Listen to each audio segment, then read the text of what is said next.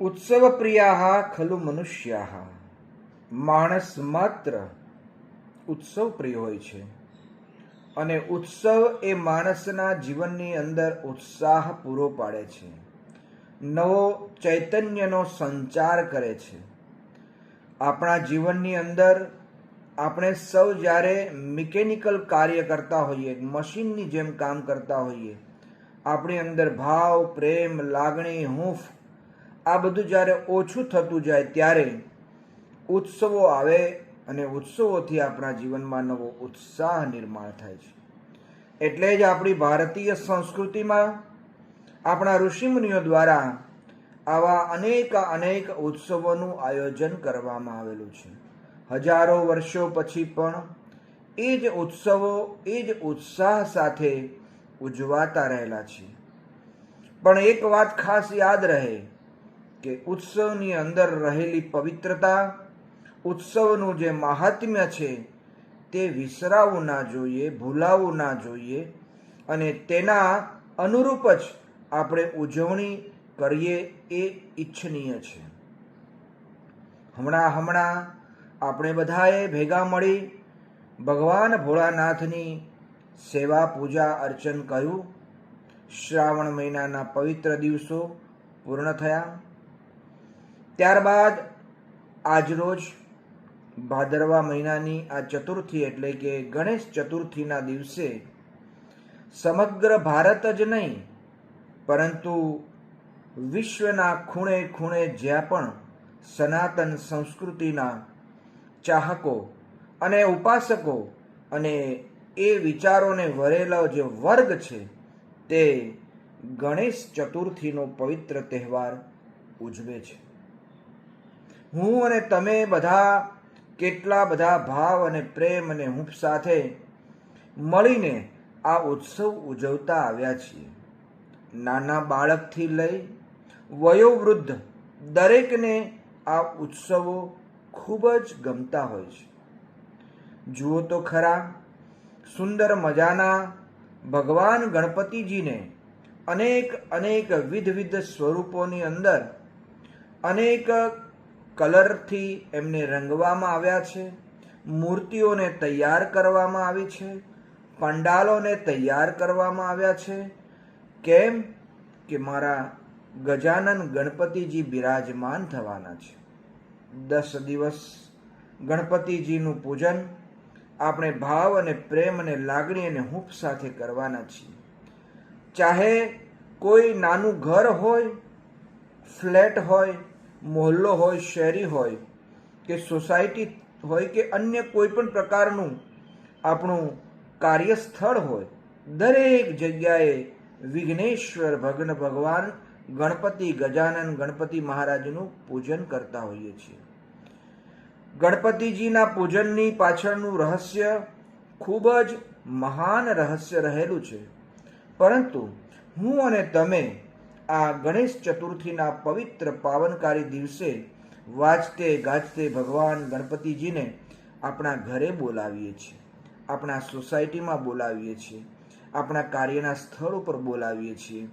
તેની પાછળનું કારણ વિઘ્નેશ્વરાય વરદાય સુરપ્રિયાય લંબોદરાય સકલાય જગદહિતાય નાગાનનાય શ્રુતિ યજ્ઞ વિભૂષિતાય ગૌરી સુતાય ગણનાથ નમો નમસ્તે.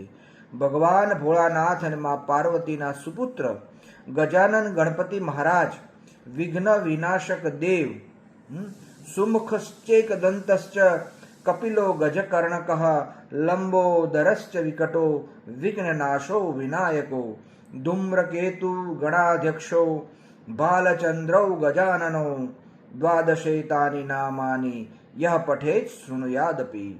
વિદ્યારંભે વિવાહે ચ પ્રવેશે નિર્ગમે તથા સંગ્રામે સંકટેશ્ચૈવ વિઘ્નસ્તસ્ય ન જાયતે. શુક્લાંબરધરં વિષ્ણું શશિવર્ણં ચતુર્ભુજં પ્રસન્नं વદनं ધ્યાયેત સર્વવિઘ્નોપશાંતયેત.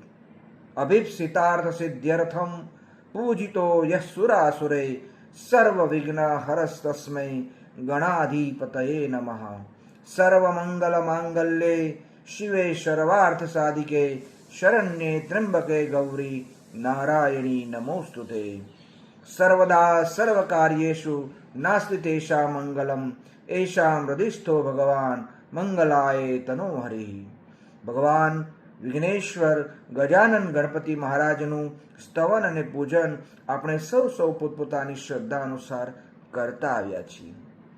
માણસના જીવનમાં ડગલે ને પગલે વિઘ્ન આવતા જ રહેલા છે. ત્યારે કોઈ પણ શુભ કાર્યનો આરંભ આપણે ગણપતિના પૂજનથી કરીએ છીએ. ગણપતિજી એ આપણા દરેકના માટે એક પ્રેરણારૂપ છે. ગણપતિજી એ માતા પિતાના આજ્ઞાંતિક પુત્ર તરીકે પણ આપણે તેને પૂજતા આવ્યા છીએ.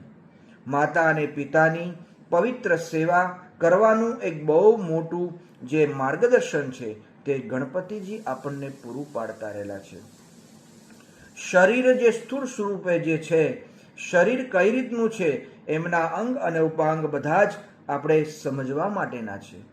એક ઉચ્ચ અને પ્રખર બુદ્ધિશાળી વ્યક્તિત્વ અને નેતા કેવો હોવો જોઈએ તેના પણ સદગુણો આપણે ગણપતિજીના શરીર અને ગણપતિજીનો જે આ દેખાવ છે, સ્વરૂપ છે, તેનાથી આપણે સમજવું જોઈએ.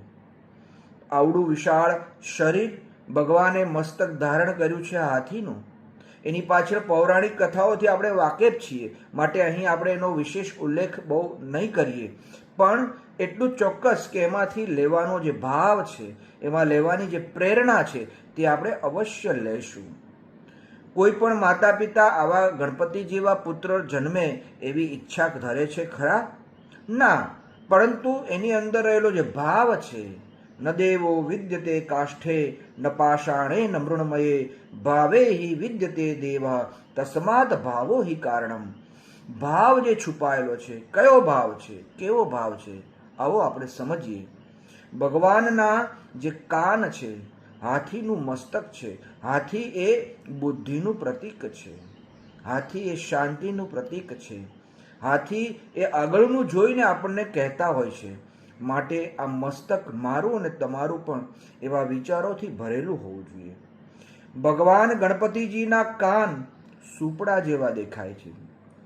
આ કાનની પાછળનું કારણ મારા જીવનમાં, તમારા જીવનમાં ઘણી સારી નરસી વાતો સાંભળવામાં આવતી હોય છે, પરંતુ ગણપતિજી આપણને એવું સમજાવે છે કે જેમ સુપડું હોય, એ સુપડાને સરસ મજાનું અનાજ જ્યારે સાફ કરતા હોય છે માતા બહેનો, ત્યારે એ સુપડા દ્વારા ફોતરા ન જરૂરી વસ્તુ બહાર ફેંકાઈ જાય અને સારી સારી વસ્તુઓ એને અંદર સંગ્રહિત રાખવામાં આવે. આ જ રીતે આપણા જીવનમાં પણ સારા વિચારોને સંગ્રહિત કરીએ અને ખોટી બાબતોને આપણે એને દૂર કરીએ. શ્રી ગણપતિજીનું જ્યારે નાક જોઈએ, નાક પણ સૂંઢ છે. સૂંઢ પણ આપણા જીવનમાં એ પ્રેરણા એવી આપે છે કે સૂંઢ દૂર સુધીનું એ સ્મેલ, સુગંધ લઈ શકે છે. આપણે દૂરથી ઘણી બધી વસ્તુઓને આપણે પારખી શકીએ તેવી આપણા અંદર એક અલગ પ્રકારની ભાવના ઊભી થાય. ગજાનન ગણપતિ મહારાજ જે છે તેમના 2 દાંત રહેલા છે. એક દાંત તૂટેલો છે, એક દાંત આંખો છે. શ્રદ્ધા અને ભક્તિ આપણા જીવનની અંદર શ્રદ્ધા છે પરિપૂર્ણ હોવી જોઈએ. ભક્તિ તૂટેલી ફૂટેલી ચાલશે, શ્રદ્ધા પરિપૂર્ણ હોવી જોઈએ. ભગવાન ગણપતિજીનું જે છે તે પૂજન કરતા કરતા એના પૂજાના જે પણ વ્યક્તિત્વ છે, આપણે પણ નાના બાળક હોઈએ, પૂજારી તરીકે જે પૂજન કરવા જઈએ, આપણે પણ એમાંથી આ પ્રેરણા લઈશું. ગણપતિજી એ જ્ઞાનના, ઉપાસનાના દેવ છે. મારા જીવનમાં, તમારા જીવનમાં આપણે જ્ઞાન સાચા અર્થમાં અર્જન કરીએ. વિદ્યાર્થી જીવનમાં દરેક વિદ્યાર્થીઓ એ પ્રેરણા હંમેશા ગ્રહણ કરે તે જરૂરી છે. વિદ્યાભ્યાસ કરતા કરતા આપણા જીવનની અંદર સત્ય જ્ઞાન, મારું જ્ઞાન, મમ જ્ઞાન, આત્મજ્ઞાન એ જ્ઞાન બહુ જરૂરી છે. જીવનમાં ડિગ્રીઓ પ્રાપ્ત કરીશું ચોક્કસ, પરંતુ સત્ય જ્ઞાન જે છે, સાચું જે જ્ઞાન છે, આપણું સાંસ્કૃતિક જ્ઞાન છે, તે આપણા જીવનમાં સ્થિર થાય. ભગવાન ગણપતિજીનું પેટ વિશાળ છે, દરિયા જેવું દેખાય છે. આ એ સ્મૃતિ આપણને અપાવે છે, આપણને સમજાવતા રહેલા છે કે સમાજની અંદર રહેલા છીએ. મારા ને તમારા જીવનની અંદર એવી ઘણી બધી બાબતો આવે છે ને આવશે કે જે કંઈ વાતો આવે આપણા પેટની અંદર એને સંગ્રહિત કરી રાખો, જરૂર પડે ત્યારે જ બહાર કાઢો. આ એમના ઘણા બધા ગુણો આપણા જીવનમાં દર્શાવતા રહેલા છે. આવો ગણપતિજીનો જે તહેવાર છે, ગણપતિજીનો જે આ ઉત્સવ છે, એ ઉત્સવ આદિ અનાદિકાળથી ચાલ્યો આવે છે. સમય સમયના અંતરે તેમાં ઘણા બધા ફેરફારો થયા છે. ખાસ કરીને હું વાત એ કહેવા માગું છું કે મહારાષ્ટ્રથી આ વધારે વેગ પડતો આ તહેવારને વેગ મળ્યો છે. ખાસ કરીને છત્રપતિ શિવાજી મહારાજના કાળથી લઈ અને પછી બાલ ગંગાધર તિલકજીએ પણ એમને સામાજિક રીતે વધારે પડતો એનો વેગ મળે, લોકો એકત્રિત થાય, ભેગા મળે, સાથે મળીને ભજન કરે, સાથે મળીને ભગવાનની ઉપાસના કરે અને સુંદર મજાના વસ્ત્ર પરિધાન ધારણ કરી ભગવાનને વિવિધ ભાતના ભોજન અને પ્રસાદ અર્પણ કરે. આની પાછળ આપણે ભારતીય સંસ્કૃતિની અંદર ઘણા બધા લોકોના જીવન નિર્વાહ પણ તેની પાછળ નભતા હોય છે. જે પણ લોકો પંડાલ બનાવશે એની પાછળ કેટલા બધા લોકોને રોજગારી મળતી હોય છે. કારીગરોને એમાંથી એ નિર્માણ થતી વસ્તુમાંથી એને ઉપાર્જન મળતું હોય છે. એમના ઘર સંસાર બાળકો આ તે બધી વસ્તુને ત્યાં પહોંચતું હોય છે. તો આ ઉત્સવો છે એ સામાન્ય વસ્તુ નથી. સાથે સાથે મારે એક આપની સાથે વાત કરવી છે કે શાંતિપૂર્ણ આ ઉત્સવો ઉજવીએ, ખોટો ઘોંઘાટ ના કરીએ, ખોટું પાશ્ચાત્ય જગતનું આંધળું અનુકરણ ના કરીએ, ન કરવાના કાર્યો પંડાલમાં ન થાય, ન કરવાના કાર્યો આ પૂજામાં ન થાય, તેની ખાસ તકેદારી રાખીએ. બીજું કે પર્યાવરણ એ બહુ મોટું આપણા જીવનનું અમૂલ્ય અંગ છે અને એટલે જ પર્યાવરણની જાળવણી એ આપણા માટે અત્યંત ઉપયોગી માર્ગદર્શન છે. આપણે પણ ભગવાન ગણપતિજીનું જ્યારે પણ પૂજન અર્ચન કરીએ છીએ ત્યારે પર્યાવરણને લગતી કોઈ પણ બાબત છે તેનું અવશ્ય આપણે ધ્યાન લઈએ. આપણાથી અવાજની અંદર પણ પ્રદૂષણ ન ઊભું થાય, આપણાથી પર્યાવરણની અંદર પણ પ્રદૂષણ ઊભું ન થાય, આપણાથી લોકોના સોસાયટીમાં સમાજની અંદર પણ કુસંપરૂપી કોઈ પણ પ્રદૂષણ ઊભું ન થાય, તેના માટેના પ્રયત્નો હોય, તેના માટેના પ્રસંગો હોય છે. આ પ્રસંગો સામાન્ય નથી. આ પ્રસંગો એ જીવન નિર્માણ કરવાવાળા પ્રસંગો છે. આ પ્રસંગો જીવનમાં માર્ગદર્શન આપવાવાળા પ્રસંગો છે. તો આવો આપણે બધા સાથે મળીને આ તહેવારોને, આ પ્રસંગને ગણેશ ચતુર્થીથી લઈ અને અનંત ચતુર્દશીના દિવસ સુધી ભગવાન આવે છે, આપણે એને બોલાવીએ છીએ. એટલે જ કીધું છે કે ગણપતિ આલે, ગણપતિ ભગવાન આવ્યા, પૂડચા વર્ષે લવકર્યા, એટલે કે આવતા વર્ષે ફરીથી તમે આવજો.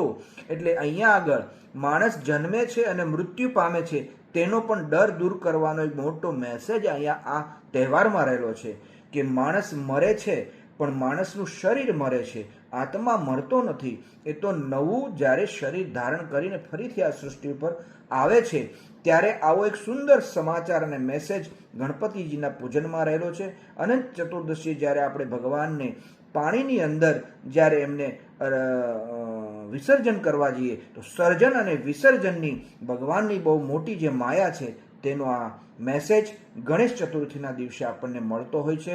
આવો સૌ સાથે મળી અને આપણે ભગવાન ગણપતિજીનું પૂજન અર્ચન સ્તવન કરીએ. ભગવાન ગણપતિ સૌને વિઘ્નોમાંથી દૂર રાખે, સૌને સુખાકારી અને શાંતિ આપે, એ જ પ્રાર્થના સાથે બોલો ગણપતિ બાપા મોર્યા, ગજાનન ગણપતિ મહારાજની જય.